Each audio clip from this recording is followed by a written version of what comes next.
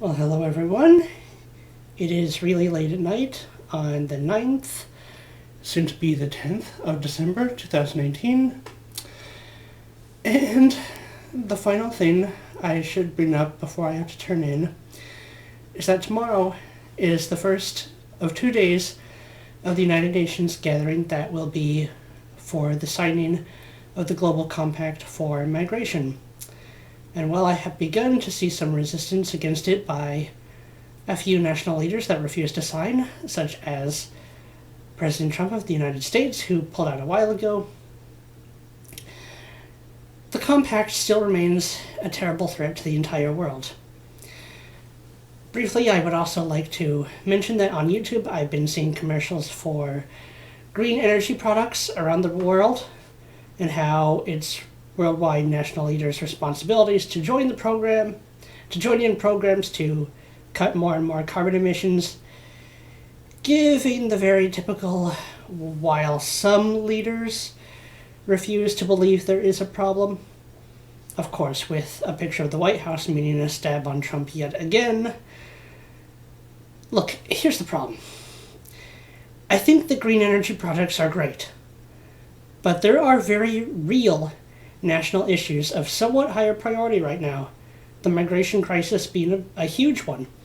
Another one being the economy. We've seen huge declines in the stock market because people have really begun to lose their confidence that business is going to be able to function as it has over the last couple of years. One good thing the Trump administration did, it's made its mistakes, and I've called out several of those mistakes, but one good thing it did was free up the business market. And people are starting to lose confidence that that's going to be sustained. Now, about the migration crisis.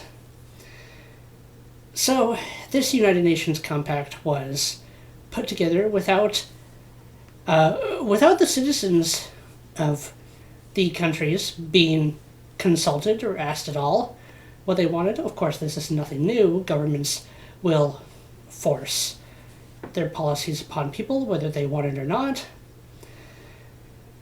But this is unfair to everyone. So let's talk a little bit about why that is. Anyone who has planned a visit to another country is well aware that it takes lots of planning and preparation to do so. Months of budgeting, packing, getting the right papers in order, arranging a place to stay, learning about what dining options are available at the destination, what to do, how to go about your trip, how to plan for emergencies, all of that. Yet the United Nations believe they can just sign a pact and make bureaucratic programs that will suddenly create a safe and orderly, peaceful flow of people moving around the world to places they wish they were instead of where they are now. Come on! We've all complained at some point about the incompetence of government bureaucracy. This will be no different, and actually, in every way, far, far worse. This is handling numbers. They can't even do a good job of assimilating or adapting the migrants to the countries they're going to already. The numbers they have already, they can't do. This is government-forced relocation and replacement of the native Western population rather than migration. This is not migration. This is just replacement. And not only is it not fair to the people whose countries the countries that will be swarmed with migrants, it's also extremely cruel to the migrants, the invaders, whatever word we choose to use in the moment themselves, because it's pushing for their relocation without any realistic plan. Well, really any plan at all to help them adapt to their new countries or sustain a manageable lifestyle there. It's extremely cruel to everyone. It will not work. I am disappointed with the Trump administration and the Republicans with some things. In early October and November, it looked like Trump's response to the Central American migration caravan was handled fairly well, despite all the slanders he got. I mean, of course, leftists keep throwing slanders at him no matter what he does. So he sent the military in as deterrence with instructions that they could retaliate should they be attacked first, which, given the sheer number of people looking to jump the border wall, which is illegal, is trespassing into a foreign country and invading, he gave the right instruction. However, they could have sorry, it is late. They could have secured the border much earlier on, decades ago. Or if not that, during 2017 and most of 2018, when the Republicans had a majority in both houses of Congress, which they damn well should have. They also damn well should have started to cut government spending, which a lot of people got really pissed about when the omnibus bill was signed. The leftists were going to be adversarial as they were, whether the Republicans funded the wall and secured the border or not. This is talking about America here, but they should be securing borders all over the West. And since they did not do so, the leftists only became more confident in their violent methods of opposition to rationality. Also, and this is another huge issue in our time, social media and the silencing of conservative voices. And we all know that it's massively biased against conservatives. I've listened to enough cases that this frequently cited reason for getting people kicked off their Facebook and Twitter accounts, YouTube channels, and others of violated the terms of service is absolute bullshit. If that were the case, the company would give them very clear explanations of exactly what terms they violated and why what they are saying violated codes of conduct. But often very radical leftist speech, often calling for blood, did not get those people kicked off, which is one of the points Laura Loomer was making in her protest against being kicked off Twitter unjustly a week or so ago. Kevin Hart just recently got banned. There was Alex Jones a while ago. He still has his channel, but Computing Forever actually has a very good video on this. This isn't just happening in America. In fact, America is still relatively free compared to many countries in Europe, except for Poland, which chose early on to withdraw from globalism and protect their people, and kudos to Poland for doing so. But the UK and Ireland are complete disasters. And in New Zealand, radical leftists managed to unjustly shut down a free speech event where Stefan Molyneux and Lauren Southern were due to speak. And those two are the incarnate of advocates for free and peaceful speech and negotiation. They do speak some difficult-to-face truths, but so what? We all have to accept hard truths from time to time. There's no rational reason to shut the truth-tellers down. I remember one time earlier this year, I myself tried to speak to a crowd about truth. I forget exactly which month it was. It was quite early on in 2018. I was on my way to the museum to work in the fossil lab, as I do often in the week, and I came across this small group of people gathering around this fat woman, well, either gathering or more likely orbiting, pulled in by her sheer gravity, shouting through a megaphone about how Trump should be in jail for crimes against humanity. And I asked them, what crimes? What has Trump done that is so horrible? We have huge numbers of people still set on his impeachment, completely unfounded. I have my criticisms of Trump. As I said, I did not like his signing of the omnibus spending bill earlier on this year. A lot of people were pissed off about that. My video, expressing my anger and opinions still on my channel.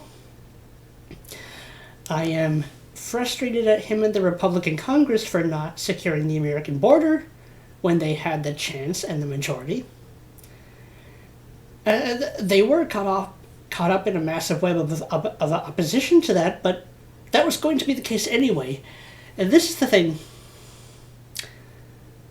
Steps to protect the Western countries that there was going to be lots of opposition towards, people should have been a lot braver.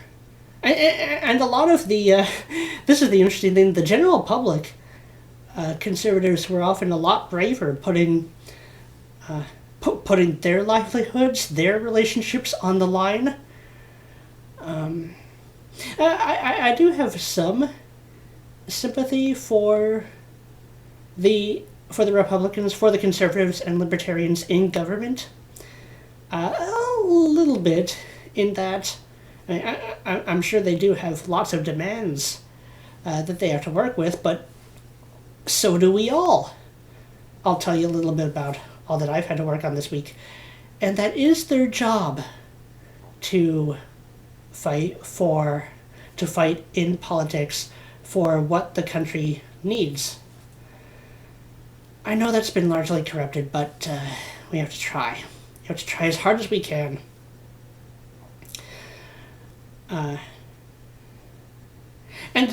so the Trump administration and businesses as a whole should have put up far more of a fight against the one-sided social media banning of, come on, it's 99% of the time it's conservative voices, which, had the Republicans built a platform on opposing that unjust silencing and censoring and banning that's going on, I think they would still have a strong base now.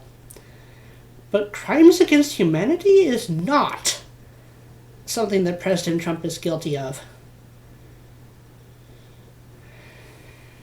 Now, Canada has a huge problem with Justin Trudeau. He, along with the heads of Ireland, the United Kingdom, and France, among others, are welcoming this disastrous global compact for migration with open arms. And I very much fear for the people living in those countries. I fear for us all, actually.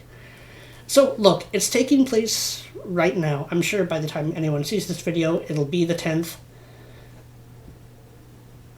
It's the 10th and the 11th, of course. They had to have a weekend before, so that it's kind of hard to get in touch with anyone on Monday. But you have a chance now. Get in touch with your representatives if you haven't done so yet. Permanent missions to the UN is what the representatives are called. Pressure them to pull out of this horribly disastrous compact. You only have these 2 more days. Then, in the countries that sign up for it, we will begin to see devastating consequences. I guess there's a slight chance the whole thing might be scrapped, but even if that happens, you know they're going to try again. Now, I have notified the people I could in the time that I've had. I've had a lot to do. In the meantime, these past few weeks, as have we all, I know. Seems like we barely get through one disaster before we have to address the next. I have had to also help my dad move into a new apartment, arrange some significant dental work I need done that's actually going on tomorrow, so I will sadly be out of commission for a couple days at least. I don't know how long in the end. Not weeks, plural, but I don't know when I'll be back. I was having to try to salvage my computer, what files I could, and set up a new computer, new laptop that I will be switching to pretty soon, probably about when I get back. Continue with my volunteer work in the fossil lab, tried to arrange an employment specialist to talk to, because I need more, significant income-bringing work. Spend time with other scattered family members, all the while trying to make a few videos and, also plan for the coldest part of winter. Where I live, it can get pretty cold and dark around the solstice. And solstice is pretty soon.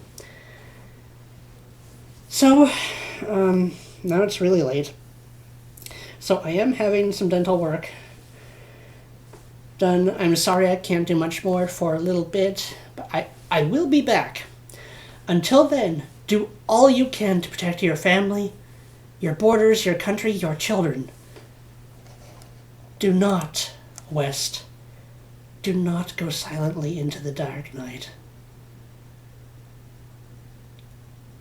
Save Western civilization. I'm trying to do what I can. Lots of people are. If we all try to do what we can, let's see what we can do.